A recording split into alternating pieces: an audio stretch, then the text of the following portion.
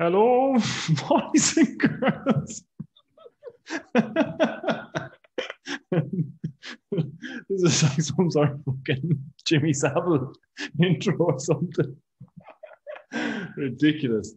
Anyway, hello, boys and girls, and welcome to the Snugcast. Jesus has risen. And Jesus has been died again. Oh, what a farce. How are you getting on, everyone? Thanks for tuning in to the boys. It's just the two of us here this week. We may or may not be joined by a special guest at some stage, but don't get your hopes up. DJ, how are you getting on? Not too bad. I was just checking here to see if my volume was turned up fully, or else if I just can't hear for some reason. But the volume's up full, so maybe I just need to blow my nose or something. But other than that, I'm fine. I really liked your intro. Jesus has risen, and referring to our listeners as boys and girls. I kind of got a mix. I kind of mixed up a few things there. I didn't really know what I was doing with the boys and girls thing, but I also we seem to be kind of recording in advance now, and even though today is Easter Sunday, so we're right on the money now with this now. But so I'm just anticipating when the lads are going to be here tomorrow, Easter Monday. You know, obviously. Yeah. I love the way we're putting no pressure on ourselves to edit this in a tiny fashion at all. I love it. No, not at all. But yeah, no. Been a good week. Been a good few trips to plinths and to a load of fridges and a load of displays of cans. And our Pilsner prowl is still ongoing, isn't it, TJ? Like I've really enjoyed it. Well, I had a bit of a nightmare there earlier on today, but overall it's been quite fun going in. It's I think there was a bit where we had, last week we had like an absolute wealth, and then we both ended up drinking them all after the last podcast. So we were completely out of them and didn't take any notes on the last ones, which actually probably wasn't a good idea. We could have just fluffed our way through this one, you know, and lied to people. But that's not our style. That's not our style. No, we don't lie to the listeners. To be quite honest with you, that's exactly what happened. I was because the Pilsner I'm drinking tonight, I had a bottle of it I had a couple of bottles of it, and they were meant for you and for me. And I just drank them all. And then of course I was off. We didn't go to the pint this week because I was off for the day that we normally go. So we were trying to arrange, and you would think, right, we'd be arranged between the two of us. We'd have it arranged. This is the pills that we're drinking this week. Let's go and get it. We can both go. We know what it is. We can both go to the same place and get it. But no, we just no. That's too easy. So far too easy. So we're going to mix it up this week. We're both drinking a different Pilsner. We're going to try and go through the scoring to it, and then we'll have a surprise next week. But I'm really excited about this because as you said, really good week, and a week that included me bumping into Julie Ward, the legend that looks after the wine and beer in Ard King Quality Food Store, also quality beer and wine store as well, lads. Oh, good. Pick some stuff up, get some cheese, get some nice cheese to go with your wine, get some nice anything to eat at all to go with your beer. You can't go wrong. But Julie recommended this Pilsner because I was like, any Pilsners, Julie? Talking about there's a raft of new Pilsners being released by Irish breweries at the moment. But she pointed me in the direction of one in particular that I might not have come across if she didn't. I'm very grateful to her for it because I've become obsessed with it. But we'll get into that in a minute. But the week has been really, really good. Plenty of crack this week. And I think, you know what, I think the public mood is getting we're going to try and continue the theme of escapism from last week, because the public mood is kind of getting into this fed upness state of mind. But I found I'm just in this, like, fuck it, I'm going to make the most of every day, like, have a bit of crack, have a bit of fun, like, control what I can. And what I can control is the beer that I'm buying and allowing that to be top quality so it influences the crack even more. Do you know what Yeah. I'm saying? Well, I'm very grateful for the off licenses being open. Yeah, Like, you know what I mean? Like everything else might be closed around you, but yeah, no, happy for them. And yeah, you're dead right. I like to live in that model as well of just being happy with what you have and let's go for it. And to tie in with your intro, like, bless us, O Lord, for this bountiful beer, like, you know. Yeah, bless us, O Lord, for these pints we drink. Amen. Amen. Amen. So will we? What will we do? Will we go back and forth between the two of them? We'll go category by category, right? So what's the name of your guy there, DJ? Right, so this is going to take a bit of pronunciation. So and spelling, please. Actually, this is ideal because we're going to be releasing this at Easter. We've already made several Jesus references, and this Pilsner that I'm drinking this week is called the Eucharius Pils. Eucharius Pils, okay, good stuff. Eucharius Pils. It's a 4.9% beauty from Kloster Brauerei Weissenoher, I think is how you pronounce it. I think it's like a monk's gaff in some part of Germany somewhere. And it's, do you know what it is? It's the Buckfast of Pilsners. And I mean that in the most complimentary of fashion. Go on. It's just an all-around cracking Pilsner. And I'm really looking forward to scoring it because I've tried to drink it last week and so far tonight without the prejudice of the Pilsner Proud scoring system in my mind. So I haven't thought it through. So when you ask me about it, I'm going to have to think about it then. But I'm like, you know what? It is actually a proper German regional Pilsner. So it's fucking everything you want, man. Class. And I am on a... Tell your story. Tell your story first about how... Oh, right. Okay. Yeah. So there was a massive panic there in Snugcast HQ where they're on there today because I didn't have a Pilsner ready. We were like, look, geez, we're only about this is the fourth week of the Pilsner Prowl, and like if we come on now to a podcast and do a podcast without me having one, like it's going to be a shambles. And it always was a shambles. So I was like going around looking for Pilsners, and like it is. So as I was saying at the top of the podcast there, that like it was quite easy. There was like a wealth of like Pilsners like last week, and that we ended up just drinking after the last podcast. But like there's been like, I don't know, have they have breweries just been banning them or something since or Offie's been banning them since the podcast has been released because we couldn't find them anywhere, like, you know. So I was going around Kildare there today trying to find a Pilsner.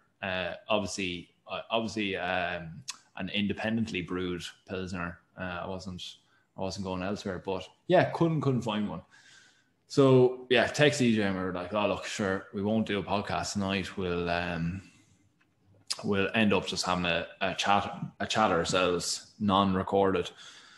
So then, like maybe 5 minutes before we're about to come on air, there I was like, sure, I'll get my beers ready for the podcast.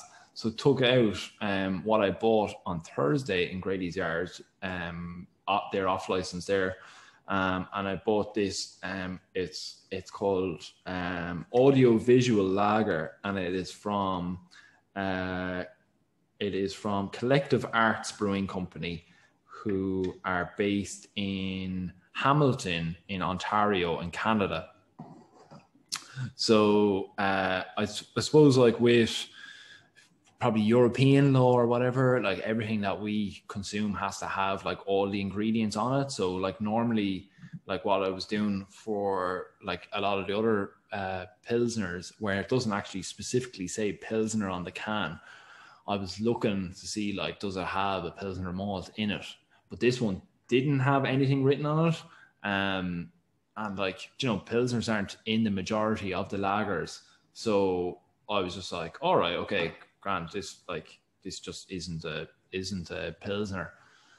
But then when I like looked up basically 5 minutes before the podcast, I was like, oh, I better just check now the ingredients of this. And lo and behold, Pilsner malt in this bad boy, and save the day. You're listening to this podcast now because of my last minute Google searching. This can is so I don't know, DJ, you can see it there. It's kind of like this funky artwork on it, right? So like this crowd, it's like Collective Arts. So basically, it's like they're kind of like teamed up with like, I don't know, like local artists and stuff, or like artists around Canada, and like every 3 months they end up like switching the designer on the can. So like it's just like a random fucking artwork on the can, like it's nothing to do with the beer at all. So they just like help promote a local artist, which is pretty cool. But yeah, we'll tip into it. So that's cool. Just before you go on, I just want to say, like, in complete contrast to your like cool modern artistic can, I have this bottle that is like the most like old German monastery bottle ever. Yeah, it's cool. It even has that kind of, it looks like kind of like nearly like pencil artwork on the front, isn't it? Like of like someone has kind of just sketched I don't know, like is it, what is the front of it? Is it like it looks nearly like a beer tent or something, is that? No, it's not at all. It's like it's almost like a little town with a church and a monastery in the hill. Oh, that'll make sense. Yeah, it's a drawing from some fella, Kloster Weissenoher, in 1700 of wherever this stuff is brewed. And like it of course is in like a brown glass bottle. Like it wouldn't be. Yeah. But I mean, like, it's like, you know, it's probably poured in by the monks themselves, like behand, you know. Yeah, that's the one. So for the Goulin jig, what are you giving her? Oh, getting them shoulders going. What's getting them shoulders going, right? So what are we rating this out of again? This is rated out of your 5 for 16 is your top. Oh yeah, well, do you know what this has? So it gets the Goulins going. Jesus, they're the full 500ml bottles, so a good value for the bottle. It's like, I cannot emphasize the sessionability of this Pilsner for a 4.9er enough. So I'm going full whack 5 for 16. Jesus. Oh my days. 5 for 16. I would happily drink this all summer long. Happily. 5 for 16. Wow. Yeah. Jesus, that's good going, isn't it? Well, I mean, like, you know, and it's getting you like reared for the night out, like, you know, you're like, genuinely, I was so excited for drinking more than one of these, like, and that's the Goulin jig, is like, get me going, you know. That when I went into Arcane stores to buy them today, there was one in the fridge, and I saw Julie actually would start talking to me, and I was like, oh, there's only one here. So the guy who was stacking the fridge next to it, in fairness to him, was like, hold on. He's like, I have some more in the trolley upstairs. I'll go get them for you if you want. And normally I'd do the real Irish thing of like, no, don't be stupid. Jesus, no. But this time you said, I was like, drop whatever you have now. Yes, get me some more. I can't get enough of these. So like, and even the guy who was stacking that majestic beer fridge in our King Quality Food Store, when he brought the box down, he was like, I was happy to get them because I know how good they are. He was like, these are my go-to in the fridge. So I was a bit like, whoa, like, you know what? This Eucharius Pils really is the Lamb of God. Wow. So 5 for 16 for me for this. So chart that down in your spreadsheet. I think I did. Yeah, I have it down. Have her down. So Owen, your Pilsner, what are we talking about? So like I know the audio-visual listeners are or sorry, not the audio-visual, the audio listeners. I'm drinking Audiovisual Lager. But the audio listeners can't see my goulans, my shoulders now, right? But you can, DJ. How are my shoulders? They're very still. Still out. Still, I'd say they're sitting at the side of the polka. They're not doing the jig. So, what I'd say, I'd probably give it one. I'd probably buy one can for maybe 280. Okay, 1 for 280. That's a worse score so far. Yeah, 1 for 280. Yeah. But look, like I'm actually looking up Hamilton in Ontario there, and like to be 100% honest with you, I wouldn't be bothered about not going there. There's way better parts of Canada by the look of it, so I won't be. Let's insult them away. 1 for 280. Yeah. So right, on to the quiver and quencher next. Right, post work pint on a Friday. You know, your peak quiver there. What's this quenching now? So a 9 on the Richter scale is 30 trillion tons of dynamite, isn't it? No, I think you keep changing every week, but yeah. Hey, listen, I don't care. So will you do me a favor and call back the scores of the 3 previous Pilsners for me? Because I don't want, this is a phenomenal beer. I don't want to over-egg it.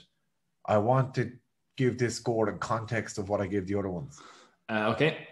So for Bohemian Pilsner, we gave it a 3.9 on the Richter. For 45 Days by Tuul, we gave it a 6 on the Richter. And for Trinity Pilsner, we gave it a 1.7 on the Richter. Okay.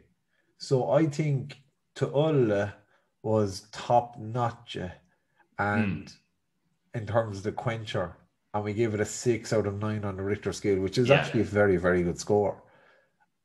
So while I think this beer is well up there, I think from the quench factor that Tuul was just exquisite. Yeah. So I'm going to give it a 5.9. 5.9 on the Richter. Okay, good stuff. It's definitely better. It's definitely more of a ghoul and jig about her than the Tuul, but not quite the quench ability. Yeah, nearly there.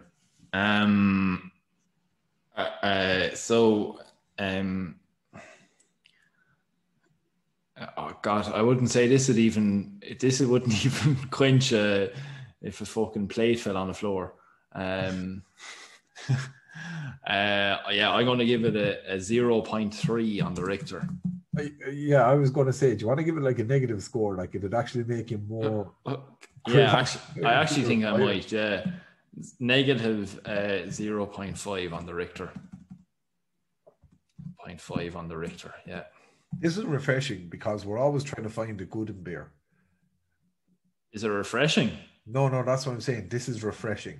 Oh yeah, we were always trying to bestow the good in beer and look at but if it's not doing it for you, sometimes you just need to say it. No, this is not doing it for me. But maybe it might. You know, I haven't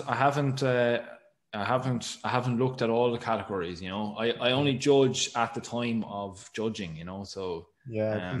This scoring tool is too dynamic to preempt. Yeah, I know.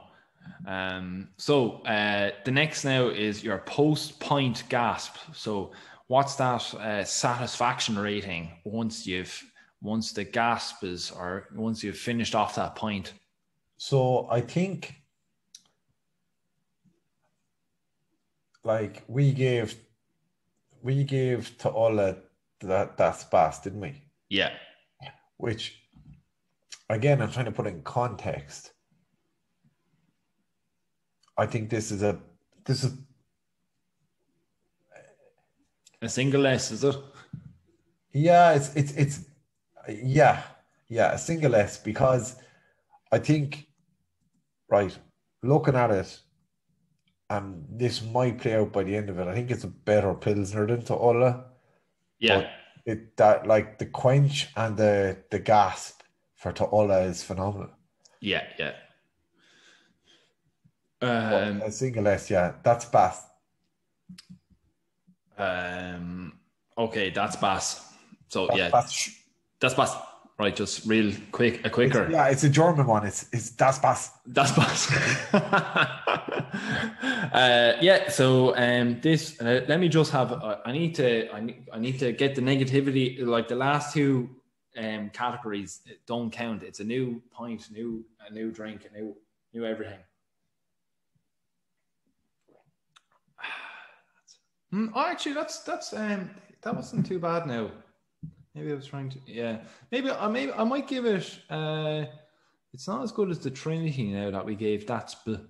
I might just give it a that. Yeah, there's something there. Like there's something to it in terms of a gaspability. Yeah, there is something to it now in a gaspability. It's middling, like, you know. Okay, now next one is just the jib of her in general now, and we're scoring this out of 5. Yeah, so like this is poured a bit, so so I'm quite happy that there's still some bubble action here, right? Talking about the jib. The head is gone of her, but you're not too worried about that with a Pilsner. Yeah. You know what I mean? She's beautiful, see-through gold, and like she's the exact color of your piss when you have a good level of hydration, but and is there a bit of fizz in her now, or plenty of life in her now when you pour her first? Yeah. There's still bubble action now, you know. So, you know, when you get a bit of movement, you get a little bit of centrifugal force in her there, and a bit of life comes back in the glass, you know. So, what's the jib score again? Just out of 5. Oh yeah, so I'd probably give her 4 jibs out of 5. Like she looks like a Pilsner should look like, and there's just a beautiful see-through goldenness to her. And like if that came out now in a glass to you, in a pint glass to you on a countertop, you'd be very happy with your choice. Good stuff, yeah. I tell you, I can't even get mine that going at all. Look. Dead as a doorknob. Dead as a doorknob. Like she's as flat now as anything. Like so, I don't know. Can I even put it on a score? The jib of her is. Do you know? You'd be sending it back up now. Is what you would. You know, if that was thrown down to you now, you'd be sending that back up. You'd say there's something wrong with your taps. Do you know that song, Owen? It's a real old song. The Dubliners released it back in the 60s to kind of make it popular. My dad loves singing it. It's Maids When You're Young, Never Wed an Old Man. Do you know, like, he's got no falorum, he's lost his ding dorum. Like, oh, yeah. Yeah, that beer looks like it's lost its ding dorum. It has, yeah. It'll ding dorum a bit again. So, yeah, what have I put it? I might just actually give it a 0 on the jib of her. Do like if it doesn't even deserve a jib. Like there's not even a jib in it. Like so, I don't know how I could even give it a jib. It's got no colorum. And then puckability now. Right. So this is out of 100,000. Thanks to Shane McNally for that. Yeah. That scale. I think we're not far off. Really? I think we're very, very close. Oh, Jesus. And as I say every week, Puck Pilsner to me had that je ne sais quoi, that joie de vivre. That joie de vivre, that en plus tard, that la vie en prost. It just had that quelque chose, you know? Yeah. And this is more of ich liebe dich. You know, it's. Oh, yeah. But that's not a bad thing in a sense. And I think if we're ranking her out of 100,000 in terms of puckability, like what is puckability? Puckability is the longevity, the ability for it to become your go-to drink in a bar, the ability for you to reach for it when you're given the opportunity, that's what you're going for. The ability to long for it, the ability to be sit there and work at 2 o'clock on a Friday thinking, like, not being able to get this bottle or pint out of your head. The ability to, it's like, you know, that puppy love when you meet someone that you're infatuated with at the start. It's like that, but you never get into the settled married phase. No offense, wife. And to me, this has huge potential. Huge potential. So we gave to Ola like 60-something thousand, didn't we? Yeah, 63,274. Yeah. No, sorry. To Ull, we gave 25. Oh, yeah. To Ull scored very high on everything else, but bar puckability, because it didn't have that. Quelque chose that je ne comprends pas. Just keep listening all night. It didn't have that. This is how we get an hour of a podcast. Like. There was no pamplemouseability towards it. But what did we get 60-odd thousand to? Bohemian. Bohemian, yeah. Because Bohemian was a great, Bohemian was kind of like a bit of fine tuning, and it would be an excellent long term. Yeah, it definitely did. Yeah. Whereas I don't think this needs really any fine tuning. And what I'd love is I love this on draft. Yeah. I would love it. So like if I could drink it on draft, I'd probably bump this up a bit. But I'm willing to give this 80,001. 80,001. Yeah. Good stuff. The audiovisual lager. Do you know what? I'm gonna give it -6. I'll take your word for it. It doesn't have the puck. Like there's no puck to it, you know. In fact, it sounds like it'd turn you off a Pilsner. It would. That's it exactly. That's exactly it. It'd put you off the prowl altogether, you know. You wouldn't, like, you know. It again. It's that thing of like,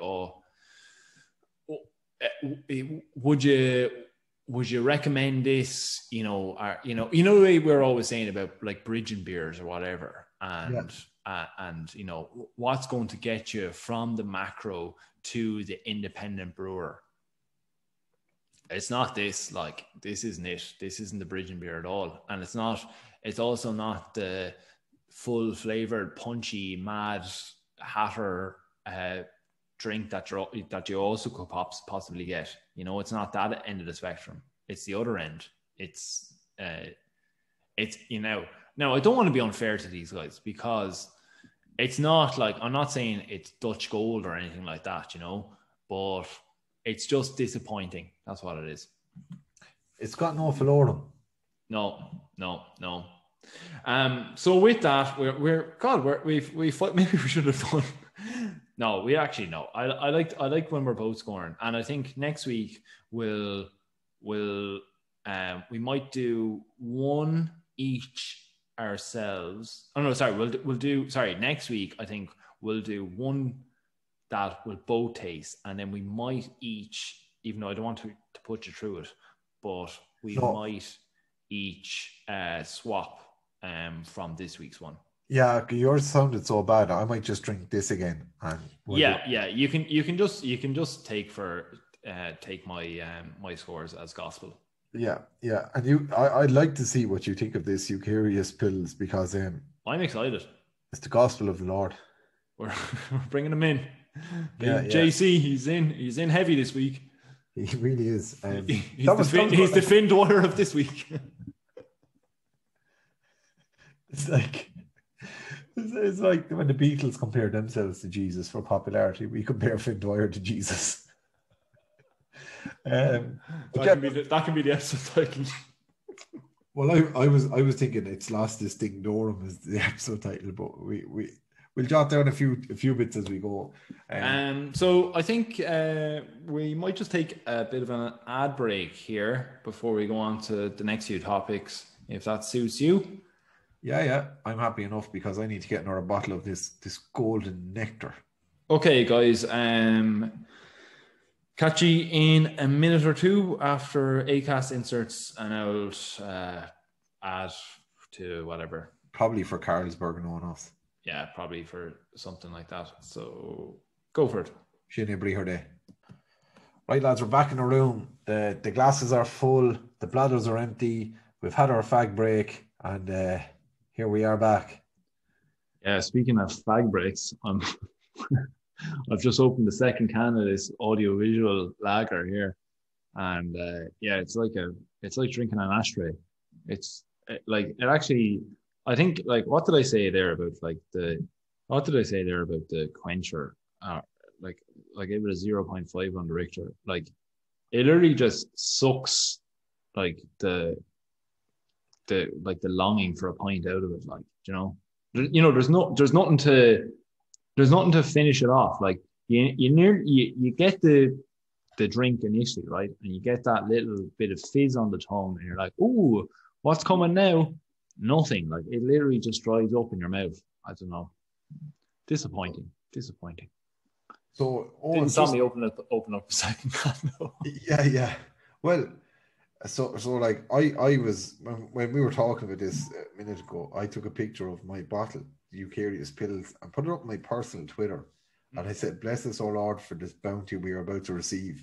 And a friend of ours who we used to go to conferences with work-wise, Francis Galvin, who we haven't seen in well over a year because of the pandemic going, replied, "What I wouldn't give for a pint and a laugh with you two," which, brought back some great memories of being in different cities around Ireland and the UK and going and embracing and all this like really good research and blah, blah, blah, blah. But then going out and having an absolute crack in these random pubs because we wouldn't know the local area, and just a bunch of Irish Egypts getting together, having a bit of grub and then going on the Raz, having some great pints. God, there's something to be said though, isn't there, about like that discoverability of a new city. Do you know when you get there and you're like, there's that kind of like intense, panicky mayhem in your head when you're like, you leave the hotel and you automatically do this, right, where am I off to, right? The clap of the hands, the rubbing them together, right? What are we doing? Where are we going? Like, and none of the group has a clue where you're going. Like, and it's just like, will we go? It looks busy down there. Will we go that way? And it's just, going into the randomest pubs that you can find en route. Like, What I love about that is like, if we have a conference on in a weekend and say we went to Manchester one weekend, like, you can't do any touristy stuff because you have the conference all day and then you're there with colleagues. So you go for dinner as a group. So like by the time the conference is done during the day and you've gone for the dinner, it's 8-9 o'clock. So it's not like you're going to a museum or you're going to a park or whatever. Yeah, no way. But like, so you're literally like, all you're doing is work related stuff and then pub. Nightlife scene, yeah. And it's just this glorious, like, there are so many cities, and like Manchester is a bad example because it's a big city, and I've been there in a non-work related fashion. I've been there for leisure too, but there's so many like cities or regional towns even in the UK that I've seen through the prism of their educational facilities and their pubs. Yeah, but even in terms of like Manchester or Liverpool or something like that, like oftentimes like their conference center and where the hotel you're put up in relation to that is oftentimes like not in an area that you'd be familiar with, and like you're not you're not going from like your hotel or the conference center, you know, you're not like, you know, bring me in a taxi to a nightclub, you know, because that's not what what's happening. Like, you know, you're going to a pub. So like, actually, in terms of like Manchester and, you know, or, you know, the bigger cities, even like London and stuff like that, when we went to a conference in Chelsea in London before, like an area that we wouldn't have been, like, you know, it is that just total, like, you're put in the middle of nowhere in relation to you. And like, it's just like, right, like you don't even have a guide or roadmap or a guide as to like what's good in this area, which is kind of the magic of it as well, that you kind of just fall into places, you know? Yeah, I think even like I was in Glasgow one of these things once, and we met like we met a colleague over there who was working and living in Glasgow at the time, who someone of our group knew, and they were like, "Oh, these are the really good places we want to go to." And then as the group, we just collectively were like, "No, we'll just find our own places." It was just this magical, like, we all know what experience we have ahead of us. And if we go to like the hip, cool, trendy places that the locals think are cool and trendy, like, yeah, you'll have a good night, but you won't have an adventure. Yeah. And that unknowing adventure is just absolutely glorious. And even in places that I like Liverpool, where I know really, really well, like when we've gone to Liverpool together and gone on nights out in Liverpool where it's just the two of us, or maybe you know, a couple of people. I love when we, like, even I'd have a really good knowledge of, say, the bars in Liverpool city centre. I love when we've just gone into somewhere that we know is a dive just for a few quick pints. Like the Blarney Stone in Liverpool, like up by the train station, which is just a complete kip. But because I, you know, live near Blarney, we were like, sure, we'll go in here for the crack. And I think we got a couple of free pints because it said Blarney on my passport or something, didn't we? And like, just something knock, like, messing with people. So I absolutely love that element of things. But I also, obviously, the thing that you miss the most at the moment is that high stool in a bar, that conversation over pints, that crack, the to and fro, the kind of gallery at the of the high stool, be it the kind of high stool in Phil Grimes, where you'd have lads in for an hour, out for an hour, or, you know, like I've often talked about going out with my father-in-law for a pint, where it's like you go to a pub at 8 o'clock and people like rotate between the local pubs. So there's the Thursday pub, the Friday pub, and the Saturday pub. And you'd go in on a Saturday night to a pub with him, and you know who's going to be in there, and you know the kind of characters that are going to be in there, and you stay there for the entire night. And it's just this back and forth of crack and slagging and opinions and arguments all night long. I really miss that. Like, there's a lot to be said for a random, like, nobody knows what this place is going to be like, and we all kind of only half know each other night out but Jesus, like, give me 100 of these nights where you know exactly what's going to happen. I think that's the magic of it as well, though, and I think that's what we probably take for granted in Ireland as well. Like, I know I've had like cousins from America over as well, and, you know, brought them on the kind of generic, we're all just heading to the pub night out, like, you know, and, you know, they were like, well, like what do you mean you're heading to the pub? Like, is there, you know, like, what's the event, or, you know, what's the you know, is there, you know, like, basically was it nearly like, are you cruising for chicks kind of a thing, like, you know? And you're like, no, like, this is just literally like a kind of a thing that we do on a weekly, like, you know. But like, one of the things that happened, like, over the course of that night was someone sat down beside us, and, you know, a joke was told about something, and then you have the table beside you going like, oh, sure, like, the same thing happened to my aunt, blah blah blah blah blah, and, like, you know, just, you know, like two tables then become one table, and, you know, they join in, and then they can just flit out and unjoin the conversation whenever they want and form their own group again, like, you know.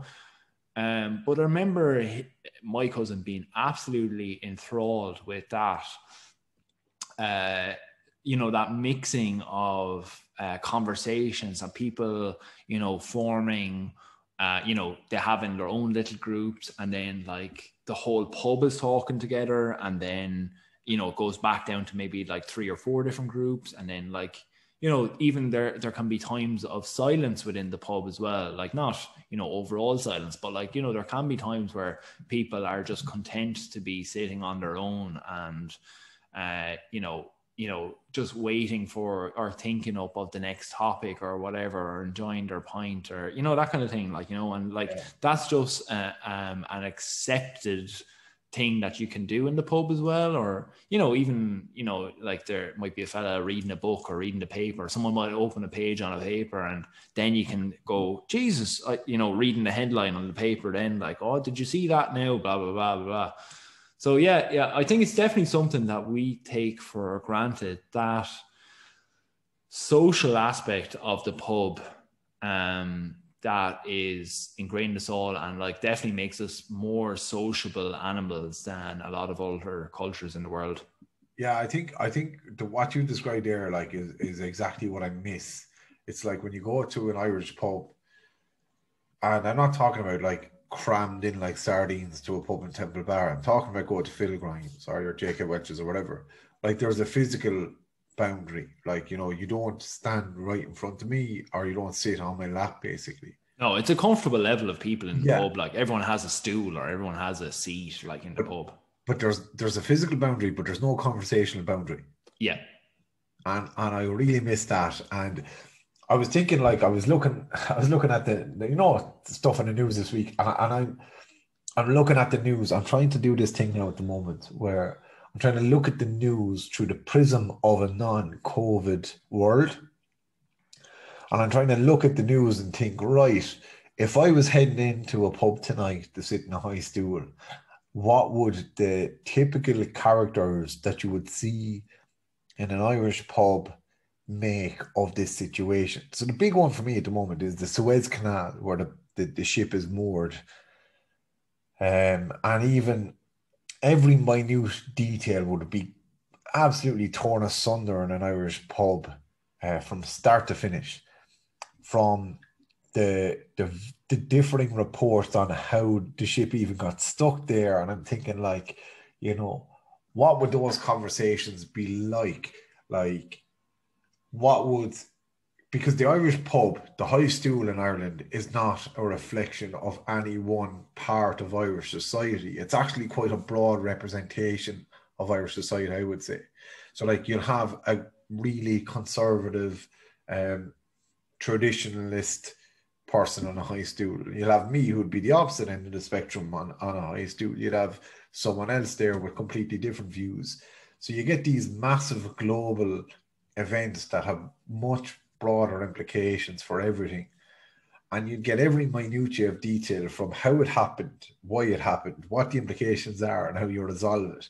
And especially the fact that the images of one JCB digger trying to dig a trench out for this. Yeah. Like, I'm looking at this and I'm not thinking about the impact it's going to have on oil prices, or the impact it's going to have on the price of sugar, or whatever, any of these kind of things. I'm looking at it thinking about people I'd come across in different pubs, and like, what would their take on it be? And would I be like backing them up? Would I be arguing with them? Would I be backing them up on certain things and arguing with them on other things? And I can picture the fellas coming in.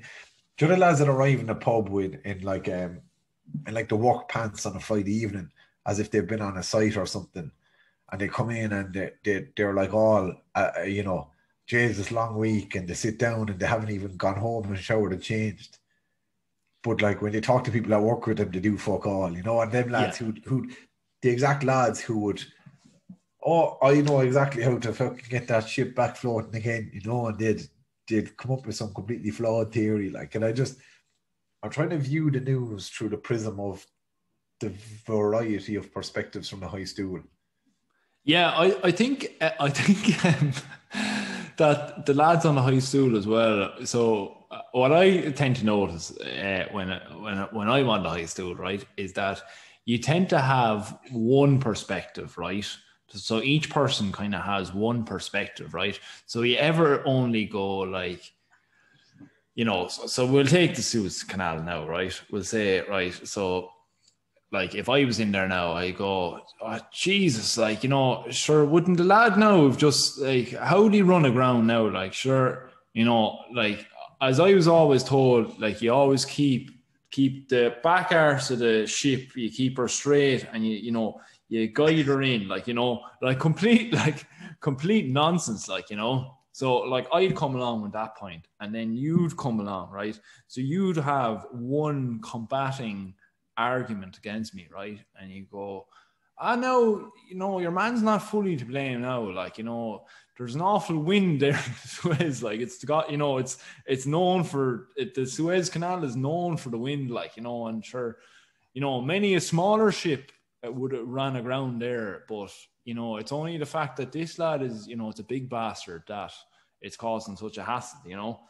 And then, you know, I'd come back then, but it's always only like a kind of a tit for tat. Like, so, you know, whoever's the bastard now comes in now and goes, you know, well, you know, it, you know, and has 3 points lined up, like, you know, that's a, like, you know, there's no need for that lad now. Like that, you know, that lad is just showing off a fellow who has, you know, 3 points to try and back it up, like, you know, whereas if you go in there and, you know, it's just tit for tat, like that's how you get a good conversation going in a pub, like, you know, because the fella now, you know, 3 points to argue it, like he'll just shut the whole thing down, because, you know, the lads don't have enough guff now to keep that argument going, you know. And I love then the way, like, mid-argument, there'd be these, like, unifying things that would bring everyone together to laugh around. So, like, I don't know if you've seen it, Owen, but there's this gif going around at the moment of, you know, the hallway scene in Austin Powers. Oh, fuck yeah. But they just superimposed the boat on it. And, like, I could just picture some owl lad who, like, you know, the fella who'd be passing around the phone that has it on it. Maybe picture the owl lad taking the glasses then, like the fella who can't really use the phone, and let's go laughing here. What the fuck are you laughing at? And like, I love Todd would be there. Todd would be there. What are you laughing at? But like, I love the fact as well there that, you know, like, you know, sometimes there, like the old lad then will grab the phone, like, you know, and he won't, like, even still, he won't have a clue what your what the reference is or what you're laughing at. What are you lads on about at all? Like, you know, just like hasn't a clue. And like, it's that unifying moment then where, like, you know, everybody who was like initially given out about the Suez Canal is now like laughing at Todd or Rod or Sod or whatever about him not having a clue how a phone works, or like how, like, or understanding like what this GIF was about at all, like, you know. So yeah, just not getting a reference, but and then, like, what I love about that is you'll have to get the old fella that see the GIF with the boat super implanted. Yeah. And he won't get it. So someone will show him like the original clip, and then he'll be like trying to tell you how like in Austin Powers they could have, like, sure, he's doing this all wrong.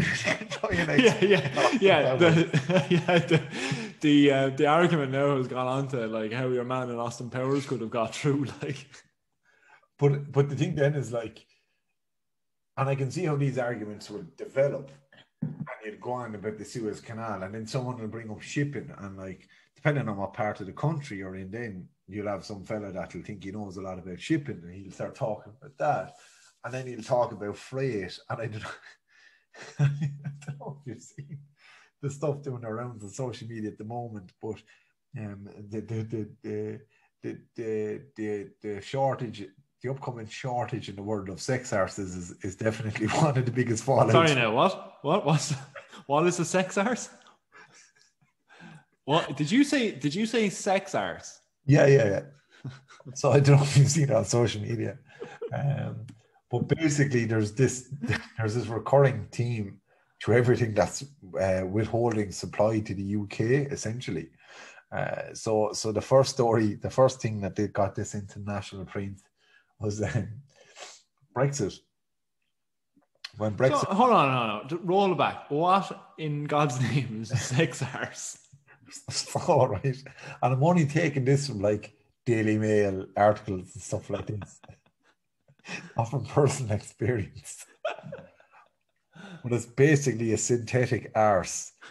All right. Okay.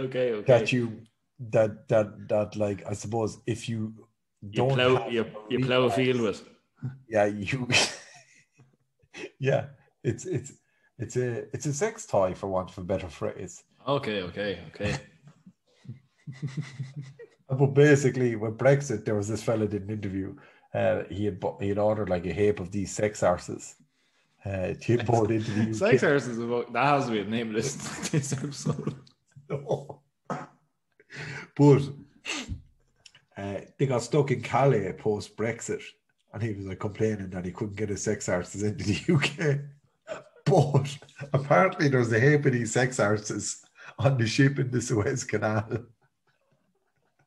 So now, not only has Brexit caused a delay in the supply of sex arses to the UK, but the Suez Canal unintentional blockade is also hampering this vibrant industry in the United Kingdom.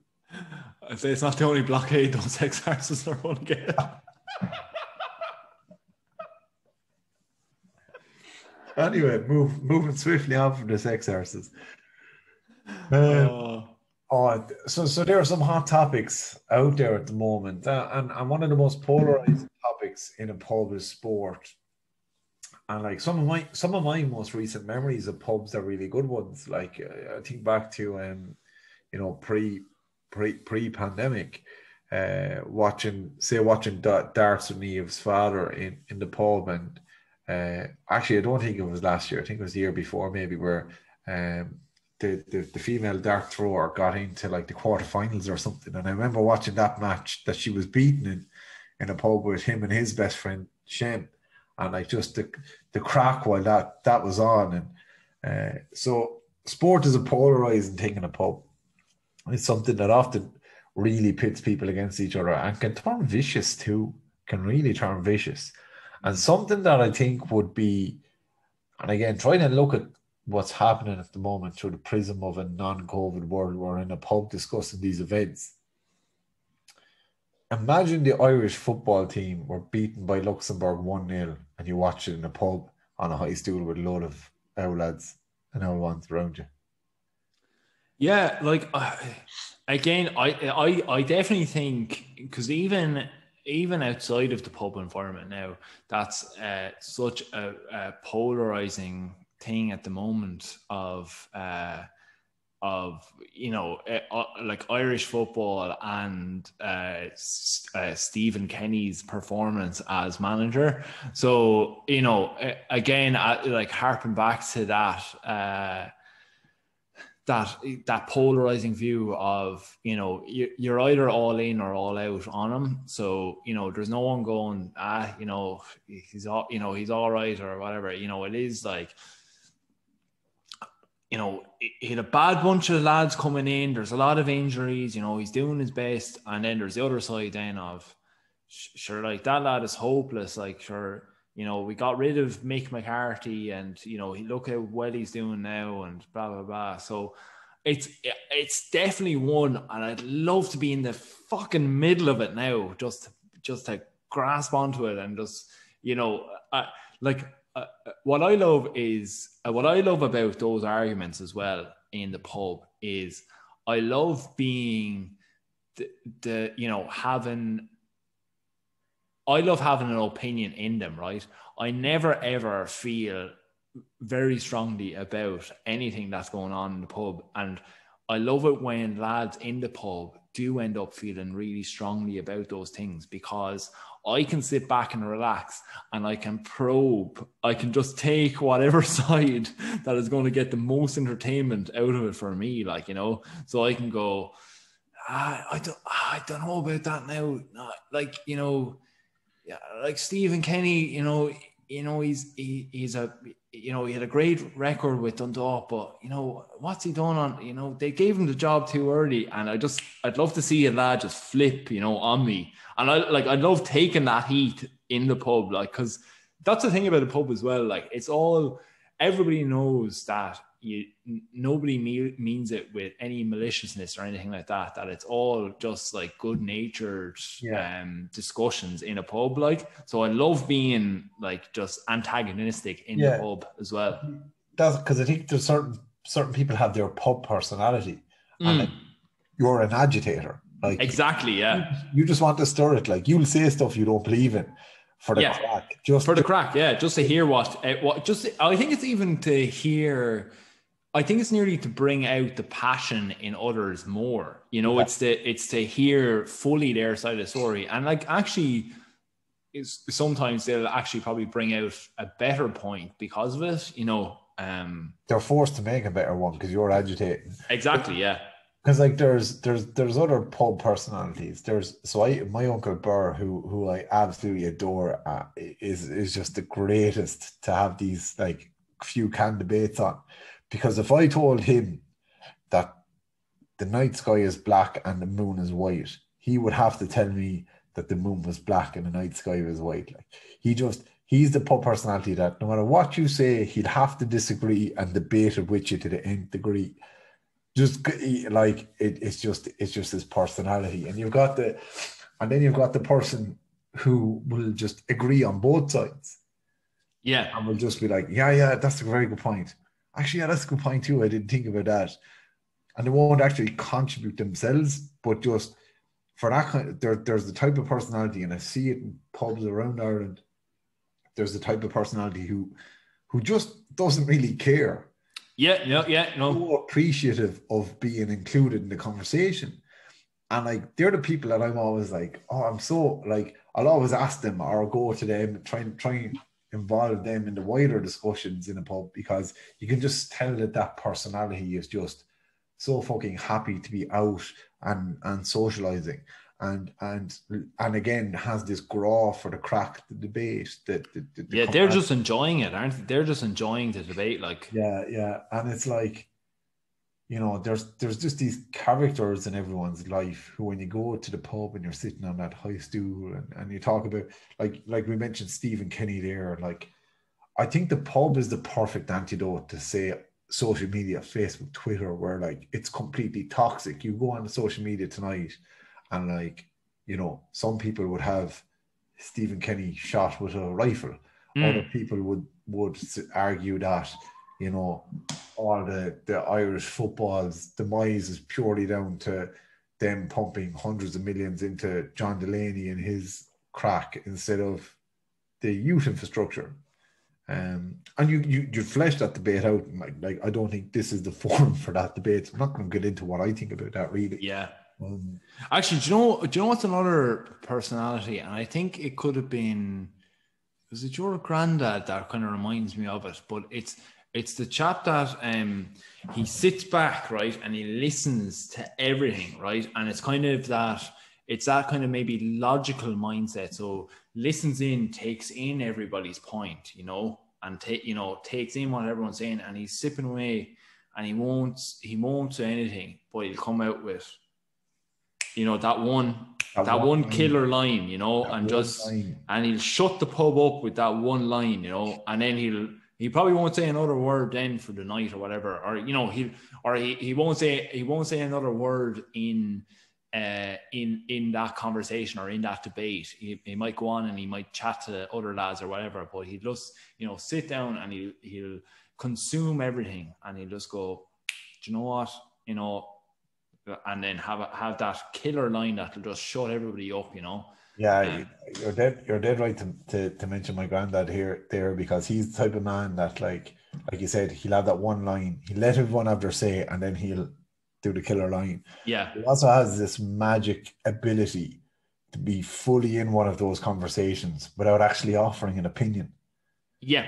And with reserving his opinion, you know, it's this amazing capacity to not give too much away but still be fully involved.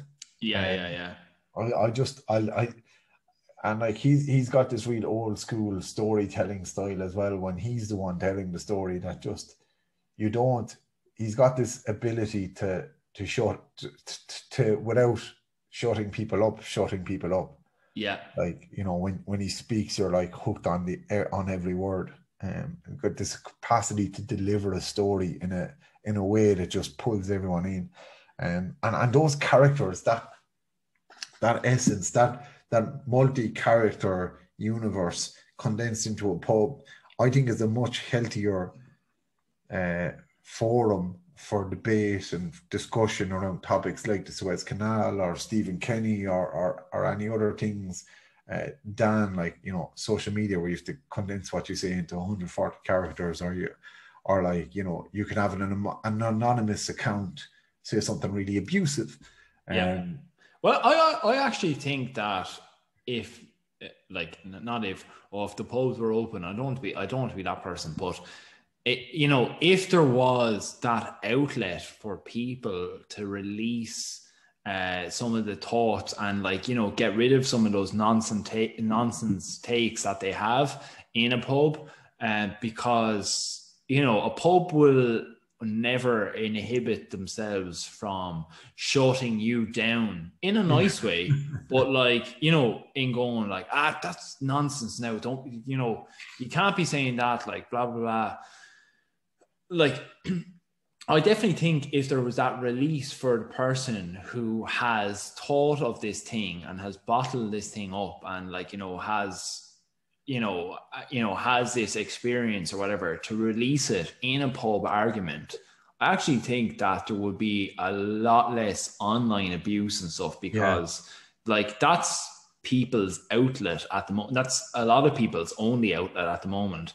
So I think if you were to, you know, not have that bottled up and be able to, like, you know, hash that out with people in real life, I think there'd be a lot less of that going on, you know, of, like, people actually sharing ideas, because it's very hard for people, even in an online environment, to notice tone or, you know, be able to understand context of, like, arguments and whatever. So, you know, like, how many words or how many characters have we spoken now over the course of this conversation, you know, compared to the 140 or 280 characters that Twitter allows you to make, you know?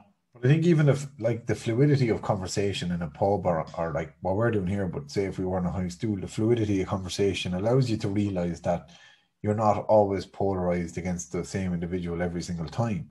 So, for example, if we were in a high stool tonight in a pub, we could be discussing Stephen Kenny and be on completely opposite ends of the discussion. But then the nature of a pub is the topic moves, the topic flows, it changes. And then we could be discussing, like, you know, other news that happened in the last week or two. So say, for example, Murray Walker died, the Formula One commentator, who, like, as a big Formula One fan from me, is like an icon in sport, even though he didn't actually partake in the sport, but his voice is synonymous with Formula One. And I think a lot of Irish people as well will know Murray Walker because, you know, we didn't have Sky growing up or whatever, especially people our age. So you were introduced, RTE showed Formula One every couple of weeks, but BBC, or was it BBC or ITV, showed it every week. So ITV, yeah.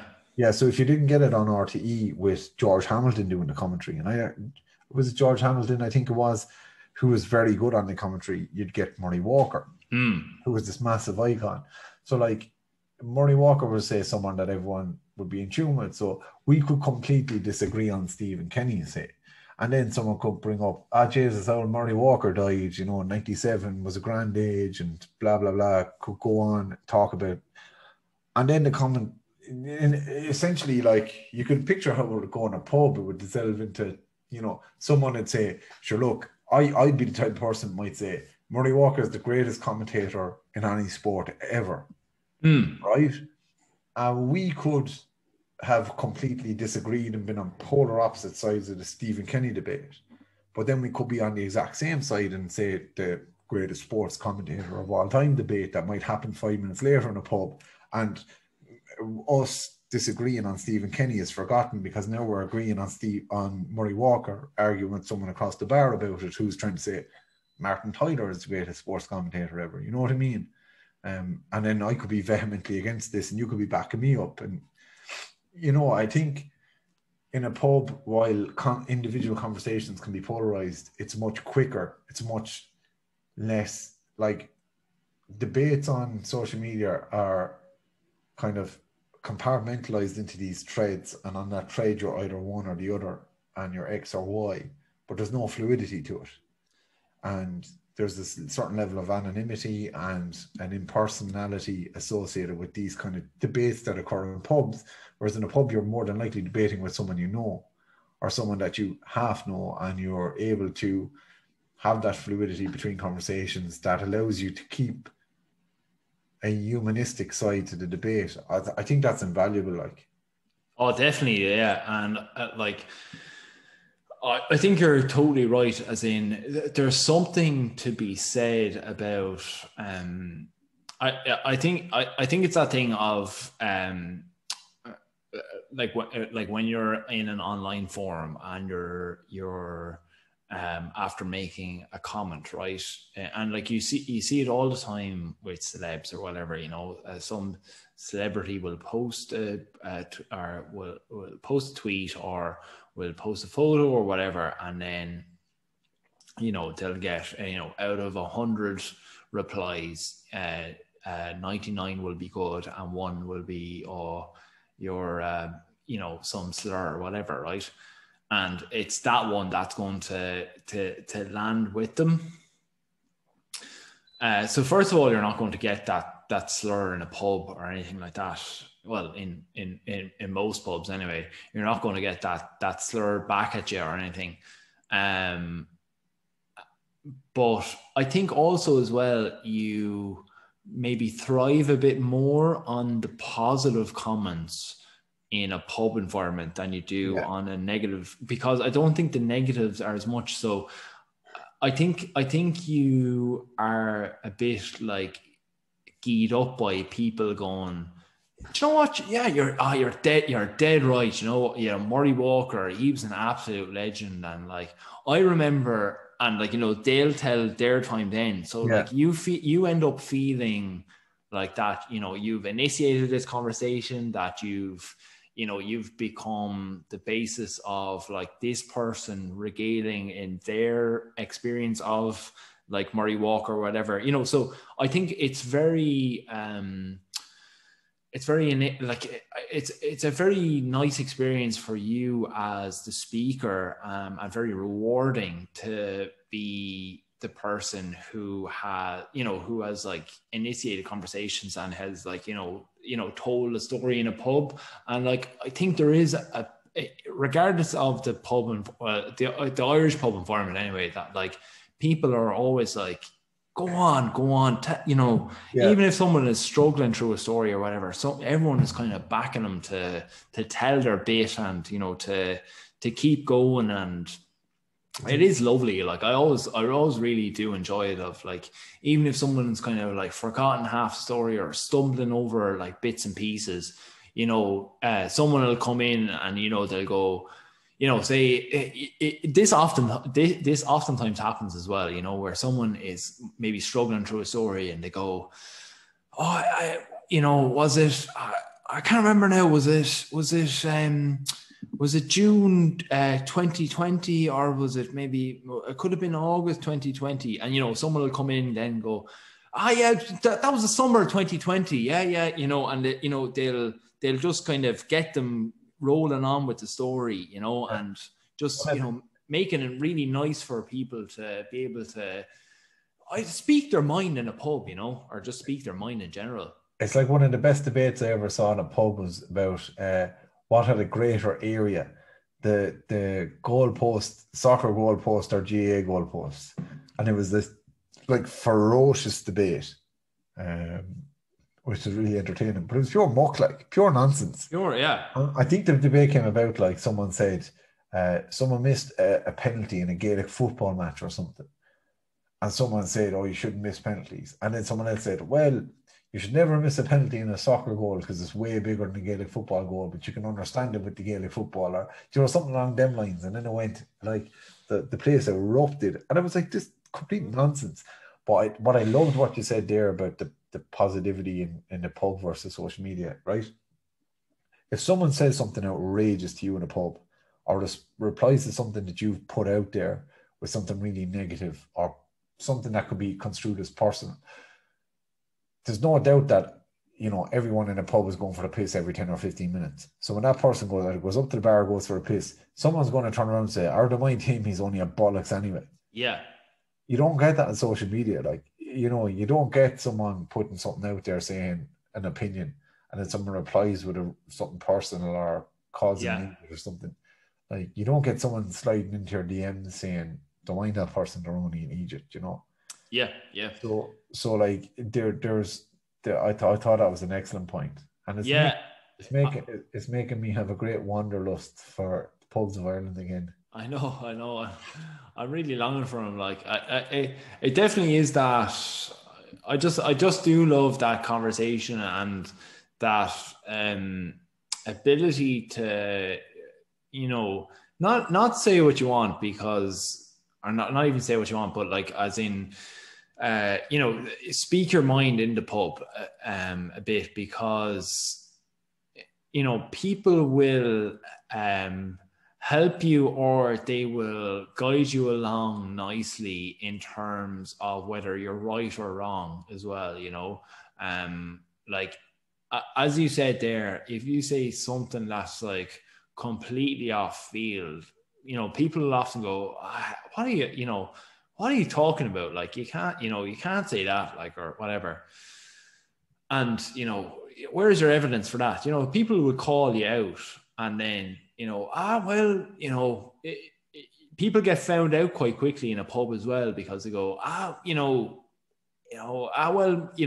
my aunt now, like, the same thing happened to her, like, you know, and you're just like, oh, whatever. And then again, you know, when they head off to the jacks, then, you know, someone will go, "His aunt me bollocks, like, there's no way that happened to her," or, you know, "He's talking fucking shite," like, you know. So it is a means of, like, actually cutting the fat in those conversations. And yeah, it's a beautiful, beautiful thing, like. And I am really missing the pubs, and it is for the social element, because you know, like it or love it, you know, there's, you know, big grievances around, like, pub culture in Ireland as well. But for the social aspect of it, it is second to none. Yeah, but even at that, like, you know, I think, and we've had this conversation on a podcast before, and we'll have it many times again, and we'll come back to it. Like, the grievances around pub culture in Ireland is often around the culture of binge drinking, which I mean, to me, isn't pub culture. Like, pub culture is conversation, socializing, and having, you know, 5 or 6 pints, but that being it, as opposed to, like, you know, what people associate with problematic relationships with alcohol. And I think, you know, what we often miss is, and I've seen it with, you know, relatives, say, who don't go to the pub anymore, but they might actually drink more at home, or, you know, so I think there's this, like, fine balance. And I think an awful lot of people are missing that, just that crack, camaraderie. And even, like, you know, when you're a younger person going to the pub and trying to sit in the high stool is actually quite an important thing. And, you know, it's an intimidating spot as well. Yeah. Do you know what I'm saying? Like, if you're a young lad now, and, you know, you're coming in, like, you know, everybody gets a grilling at the high stool, but it's laughing it off, and, you know, knowing that, you know, the joke is never malicious or anything like that. It's always, you know, you're just bound to get a good jeering at when you're at a high stool. So it's nearly like being at a stand-up comedy gig, you know, and sitting in the front row. You know, but as well, it's this kind of thing of, like, you know, acceptance. And, you know, look, like you said, people have different opinions on this, or about different aspects of pub culture. But, you know, there are these high stools, and I've certainly lived in areas where certain people sat in certain places, and, you know, you basically had to be invited. But when you got that acceptance, and maybe that's not too healthy in a certain aspect too, but there'd be people there who'd be having these debates, and you'd be sitting on the chairs, and you'd be kind of half hearing it and half hearing the crack, and you'd want to engage, but you feel like, I'm not ready yet, or I'm not well, it's not my place. And then when you might, for me, it happened one time when I was living in Tower, where I went in early after work one day for a bit of food, and I had it at the bar, and I just happened to be sitting at the stool as people filtered in, and I just happened to end up at the high stool. And it was almost like that was a Friday, and the following Friday when I went in later on that evening, they had kept the stool for me. And one of the old lads was like, come up and sit up with us here now. And it was just that, like, that real, like, fuck it, I've made it now, this is great, like, and yeah. And then you find your voice, and you have to realize, like, but even those dynamics, like, it's not always your turn to speak, and everyone needs the fair crack of the whip and stuff. And it's a magical, it's like sociologists should be studying Irish pubs. Like, there should be multiple PhDs done on the Irish pub. Yeah. In terms of like the little mini social interactions that occur there and stuff like that. And as well, the publican's like this psychologist, sociologist, like, mad figure in an awful lot of parts of Ireland, And the thing is, an awful lot of people are missing out on that at the moment. So I think it's interesting to look at the news and think, what the fuck? How would this be received in these pubs? It's a worthwhile exercise every now and again. It like, that's actually like so dead true that, like,